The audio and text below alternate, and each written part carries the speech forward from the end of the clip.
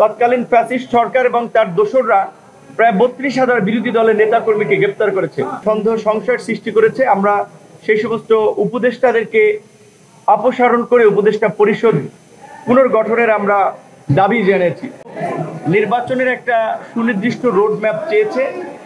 আমরা আমাদের দলের পক্ষ থেকে আমরা পরিষ্কারভাবেই বলেছি যে সংস্কার নিয়ে আগামীকালকে আরেকটি মিটিং রয়েছে 11টা। এখানে কার্যত আমরা মনে করি যে সংস্কারের বিষয়ে ইতিমধ্যেই একটা ঐক্যমত্য তৈরি হয়েছে, আর মিটিংয়ের প্রয়োজন হচ্ছে না।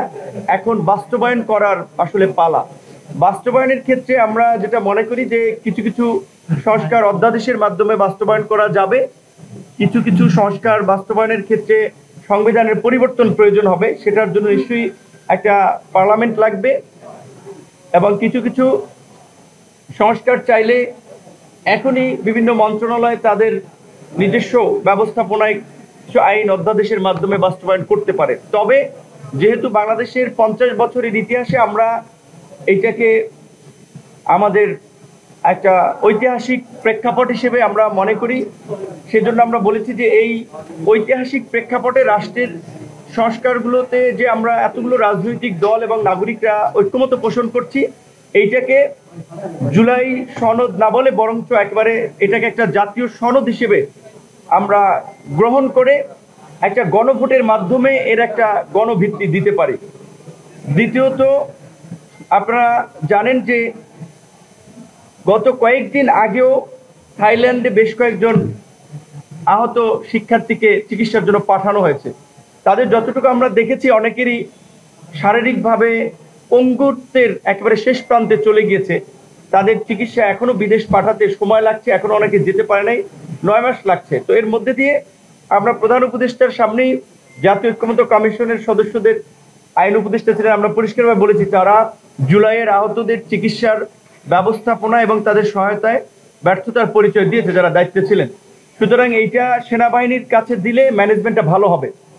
সরকারের প্রতি শুরুর দিকে যে একটা অভূতপূর্ব সমর্থন ছিল, সব রাজনৈতিক দলের একটা সহযোগিতা করার মনোভাব ছিল, সরকারের বেশ কিছু উপদেষ্টার বেশ কিছু কর্মকাণ্ড, রাজনৈতিক মন্তব্য সরকারের সাথে রাজনৈতিক দলগুলো একটা দূরত্ব তৈরি করেছে, একটা সন্দেহ সংশয়ের সৃষ্টি করেছে। আমরা সেই সমস্ত উপদেষ্টাদেরকে অপসারণ করে উপদেষ্টা পরিষদ পুনর্গঠনের আমরা দাবি জানিয়েছি।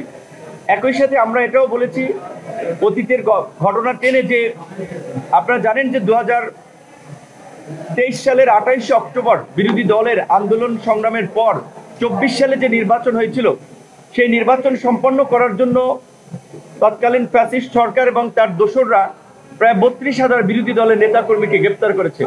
কিন্তু গত 9 মাসেও এই ফ্যাসিবাদের সাথে জড়িত এবং তার সহযোগী 3200 জনকেও গ্রেপ্তার করা হয় নাই।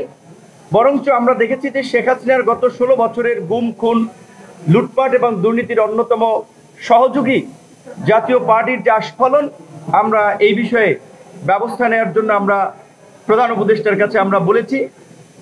একই সাথে যেহেতু নির্বাচন নিয়ে রাজনৈতিক দলগুলো বলছে দ্রুত সময়, প্রধান উপদেষ্টা বলছে ডিসেম্বর থেকে জানুয়ারি, আমরা বলেছি যে ডিসেম্বরে হলে ভালো, ডিসেম্বরের আগে কেন নয়, ডিসেম্বরের আগেও ইলেকশন হতে পারে।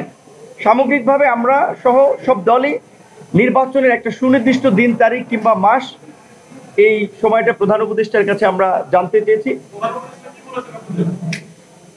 তিনি নির্বাচনের বিষয়ে ওইভাবে আসলে এই বক্তব্য মোটা দাগে সব রাজনৈতিক দলই বলেছে, এবং জাপানে যে নিকি এশিয়া ফোরামে যে একটা বক্তব্য এসেছিল, শুধুমাত্র একটি দল নির্বাচনের ডিসেম্বরে চেয়েছে, এই বক্তব্যটি যে সঠিক নয় সেটা ওখানে বলেছে অনেক দলই। তো নির্বাচন পত্রপত্রিকা 54টি দল, এবং আজকেরও আই থিঙ্ক